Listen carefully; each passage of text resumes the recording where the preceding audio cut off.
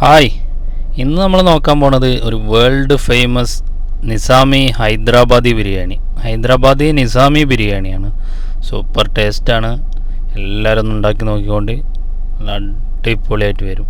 വേറെ ഒരു കാര്യം ശ്രദ്ധിക്കുക, എൻ്റെ ചാനൽ ഈ വീഡിയോ ഇഷ്ടപ്പെടുകയാണെങ്കിൽ ഒന്ന് സബ്സ്ക്രൈബ് ചെയ്യണേ. അപ്പോൾ നമ്മളത് എങ്ങനെ ഉണ്ടാക്കുക എന്നുള്ളത് ഒന്ന് നോക്കാം. ഫുൾ വിശദമായിട്ട് എന്തെല്ലാം സാധനങ്ങൾ ചേർക്കണം, എത്ര അളവിൽ ചേർക്കണം എന്നൊക്കെ ഉള്ളത് നമുക്ക് നോക്കാം. നമ്മൾ 3 കിലോ ചിക്കനും 2.5 കിലോ അരിയുമാണ് എടുത്തുക്കുന്നത്. കഴുകി വൃത്തിയാക്കിയ ചിക്കനിലേക്ക് ആദ്യമായിട്ട് സാജീരകം കുറച്ച് ഇട്ട് കൊടുക്കുക. ഒരു 20 ഗ്രാം സാജീരകം ഇട്ട് കൊടുത്തിട്ടാ. ഒരു 2 സ്പൂൺ മഞ്ഞൾപ്പൊടി ഇട്ട് കൊടുത്ത്, ഒരു 4 സ്പൂൺ മുളക് പൊടി ഇട്ട് കൊടുത്ത്, കുരുമുളക് പൊടി എരിവിന് പാകത്തിന് നിങ്ങൾക്ക് ഇട്ട് കൊടുക്കുക. ഞാൻ ഇട്ട് കൊടുത്തത് 3 സ്പൂണാണ്. ചിക്കൻ മസാല ഒരു കുറച്ച് ഇട്ട് കൊടുക്കുക. ഒരു 3 സ്പൂൺ ഉണ്ടാവും.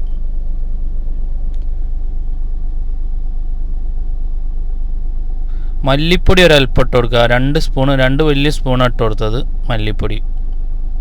ഇനി ഇത് പട്ട, ഏലം, ഗ്രാമ്പു ഈ 3 സാധനങ്ങളും കൂടെ ഇട്ട് കൊടുത്ത്, അതൊരു 15 ഗ്രാം പട്ട ഇട്ട് കൊടുത്ത്, ഒരു 10 ഗ്രാം ഏലം, 10 ഗ്രാം ഗ്രാമ്പു ഇട്ട് കൊടുത്ത്, ഒരു 150 ഗ്രാം മൊത്തം ഇഞ്ചി വെളുത്തുള്ളി അരച്ചതേന്ന് അതിൽ നിന്ന് ഇതാ ഒരു പകുതി നമ്മൾ ഇതിലേക്ക് ഇട്ട് കൊടുത്ത്, പകുതി നമുക്ക് തിളപ്പിക്കുന്നതിൽ ഇട്ട് കൊടുക്കുക. പിന്നെ ഇത് പാകത്തിന് ഉപ്പിട്ട് കൊടുത്ത്,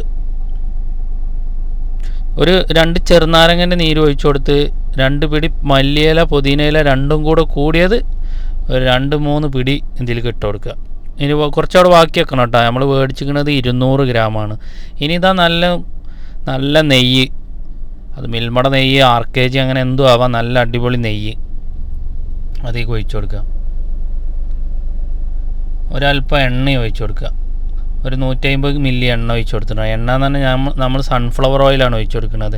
ഇതൊരു 500 ഗ്രാം തൈര് ഒഴിച്ചു കൊടുത്ത്, നല്ല കട്ട തൈര്.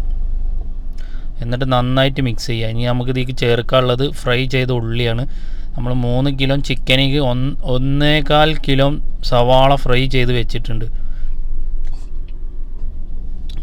ഇത് നല്ല മിക്സ് ആക്കിയതിന് ശേഷം ആ സവാള ഇതിലേക്ക് ചേർത്ത് കൊടുക്കണം.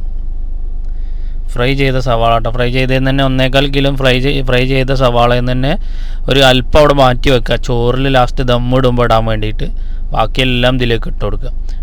അതേപോലെ തന്നെ ഇഞ്ചി വെളുത്തുള്ളി അരിയിലേക്ക് തിളപ്പിക്കണേക്ക് ഇടാൻ വേണ്ടി മാറ്റി വെക്കണം. അതേപോലെ മല്ലിയില പുതിനയില ദമ്മിടുമ്പോൾ ഇടാൻ വേണ്ടി കുറച്ച് മാറ്റി വെക്കണം. എന്നിട്ട് ഇതാ നന്നായിട്ട് കുഴച്ച് മിക്സ് ആക്കിയിട്ട് അവിടെ വെക്കുക. ഒരു 1.5 മണിക്കൂറോളം ഇത് വെക്കണം കേട്ടോ. 1.5-2 മണിക്കൂർ വെച്ചാലും കുഴപ്പമില്ല. അപ്പോഴാണ് ചിക്കനേക്ക് ഫുള്ള് മസാല എല്ലാം പിടിക്കും. ഇത് നമ്മൾ പച്ചക്ക് ദമ്മിടുന്ന ബിരിയാണിയാണ്. ഇത് വേവിക്കൂല, ദമ്മിൽ കിടന്ന് വേവണം. എന്നിട്ട് ഇതാ നമ്മൾ അരി വേവിക്കാൻ വേണ്ടിയിട്ട് അരി നമ്മൾ ബസ്മതി വൈറ്റ് റൈസ് എടുത്തിട്ട് കഴുകി വൃത്തിയാക്കിയിട്ട് 1 മണിക്കൂറായിട്ട് നമ്മൾ കുതിർത്തി വെച്ചിട്ടുണ്ട്.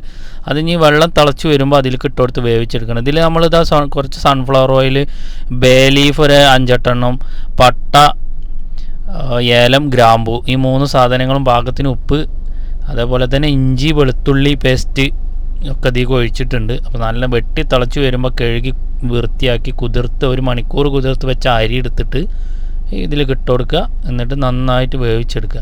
ഒരു 75% വേവാകുമ്പോൾ നമ്മൾ ഊറ്റിയിട്ട് ദമ്മിടണം കേട്ടോ.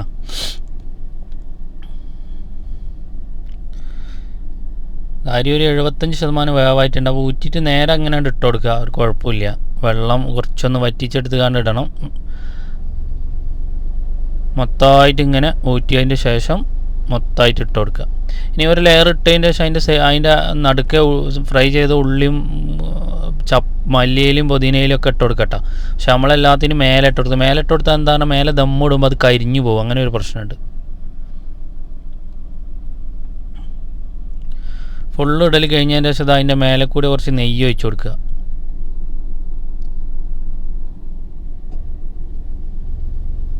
ഒരല്പം എണ്ണ, നമ്മൾ ഈ സവാള ഫ്രൈ ചെയ്തതിൻ്റെ എണ്ണയാണ് ഇട്ട് ഒഴിക്കുന്നത്. അപ്പോൾ അതിൻ്റെ ഒരു ടേസ്റ്റ് കുറച്ചും കൂടെ കൂടും. ആ സവാളൻ്റെ രുചിയൊക്കെ ഈ എണ്ണയിലേക്ക് വന്നിട്ടുണ്ടാവും. എന്നിട്ട് ഇതാ ബാക്കിയുള്ള നമ്മൾ സവാള ഫ്രൈ ചെയ്ത സവാളയും മല്ലിയിലയും പുതിനയിലും ഒക്കെ പാടെ ഇതിൻ്റെ മേലെ കൂടി വെതറുക. പക്ഷേ ഇത് എന്താണ് ദമ്മിടുമ്പോൾ അതൊക്കെ കരിഞ്ഞു പോയി നമ്മൾ ദമ്മിട്ടപ്പോൾ.